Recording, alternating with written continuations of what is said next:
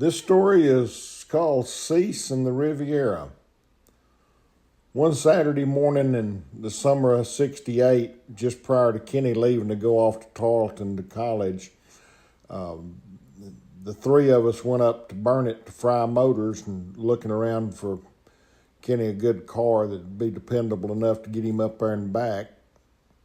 Well, when it's all said and done, came up with a little '63 Oldsmobile Cutlass 4-door for him. It is a perfectly good car, but it's about as plain and ordinary as a car could be. It looked more like something our grandmother might have been driving instead of a young man. Kenny was a little less than thrilled, but he knew life was going to be tough while going to college and preparing to get married and everything else that went with life, so he accepted the Oldsmobile without too much complaining. Sitting there on the same lot was a '64 Buick Riviera. Now that was a car. It was only about 3 or 4 years old, and it had just about every gadget that you could ever imagine being on an automobile. I was about to enter my junior year of high school, and I was certain that Riviera would cost more than I could ever afford. But anyway, I suggested to Cease that I really did need that car.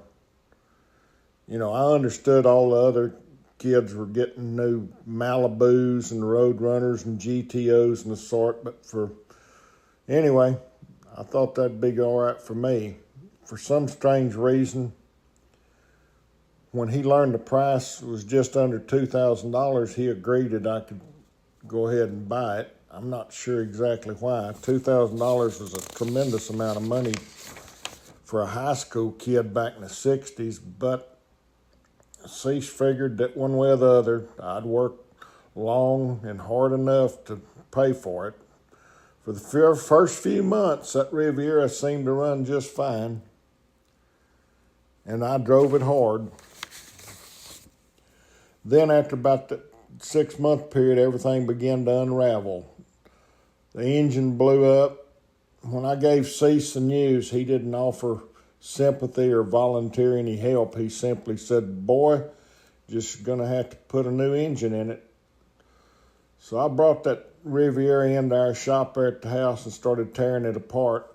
That big old 425 cubic inch Buick engine was surrounded by more hoses and wires and brackets and gadgets than I'd ever seen under one hood. At first, I wasn't certain I'd be able to get the job done, but nobody stepped in to rescue me. So unaided by anyone, I removed the old engine and installed a new short block. That meant transferring all the pieces over from the original engine onto a new block, which came with pistons, cam, and a crankshaft. Somehow I finally got all that put back together. And even more amazingly, it actually started up and ran. But there was one little problem.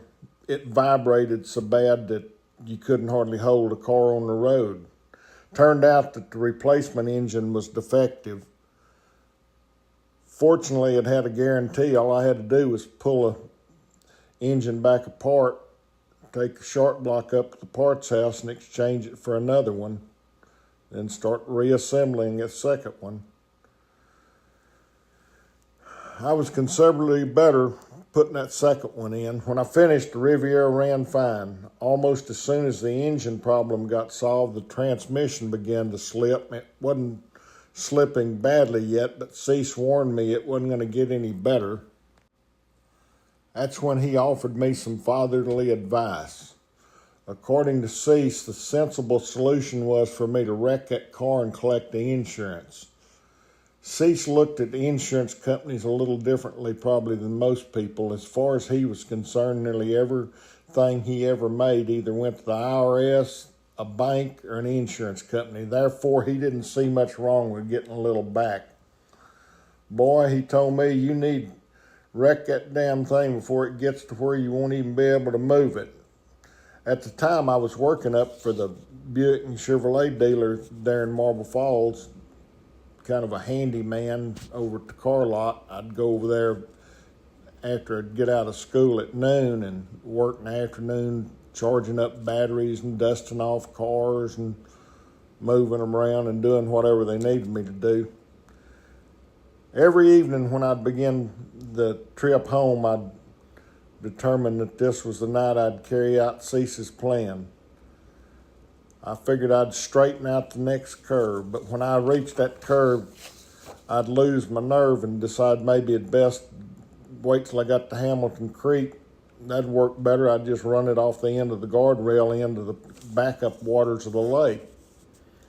Then as I approached Hamilton Creek, I'd decide maybe Sycamore Creek was a much better place to do it. And it had all those big boulders scattered out in the creek bed down below, and surely one of those would finish the job for me. But when I reached Sycamore, I'd suddenly decide maybe I'd just wait until I'd get down to Camp Creek, and that'd be a better place to do it. And I'd be closer to the house that way.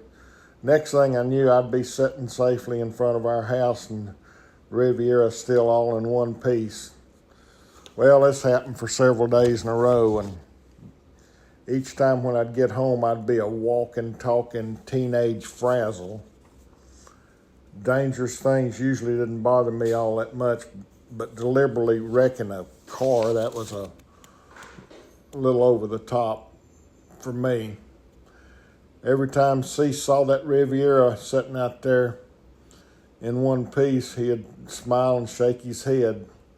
I would assure him that I planned to do it the next day. Well, I kept putting it off until one morning I went out there to get in it and leave for school, and the old Riviera wouldn't even move out of its tracks. The transmission was finished.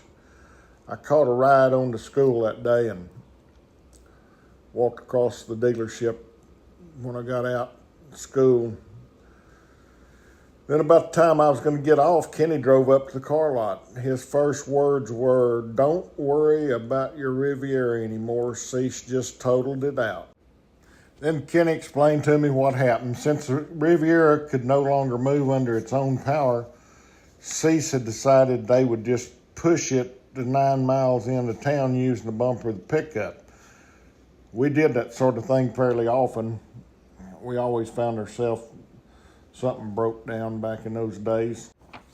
Cease was in the Riviera while Kenny followed in the pickup, pushing him from behind. Cease had never been known for his patience. The entire way he kept motioning for Kenny to push faster, go faster. When they reached the top of Whitman Hill, Cease waved Kenny off. Kenny assumed he just meant for him to turn him loose, and he'd roll down to the bottom of the next hill, and then they could join back up, and Kenny'd push him on to town. Well, Kenny was dead wrong on that assumption.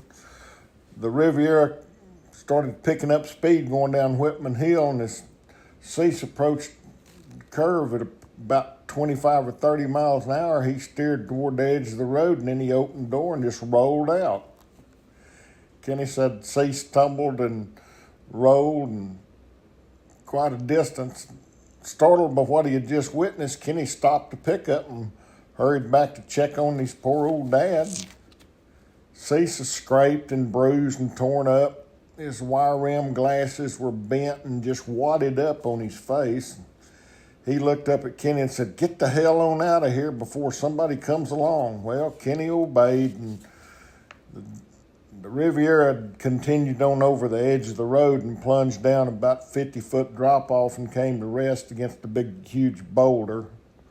Once Cease had gathered himself up, he climbed down there to inspect the car, and sure enough, the Riviera appeared to be thoroughly totaled. Cease got back up to the top of the hill where a passing motorist stopped and gave him a ride on home. From there, he called the sheriff's office and reported that some crazy driver had run him off the road. He then returned up to the scene to meet with a deputy. You might think that would have been the end of the story, but not with Cecil Lewis involved. The insurance company settled the claim, and the Riviera was taken up to George Becker's wrecking yard, where it sat for several months. Every day, Cease would drive by there several times. He kept looking at that car, and The more he saw it, the more he worried.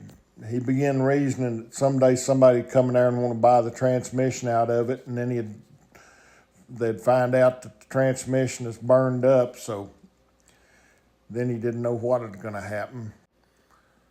Then Cease was convinced that was going to lead to a lot of trouble, so he went to George Becker and bought that wrecked Riviera back for $500, which is the full salvage value of it. And he hauled it down to the house and put it out there in the pasture under a tree, and where it stayed for several years.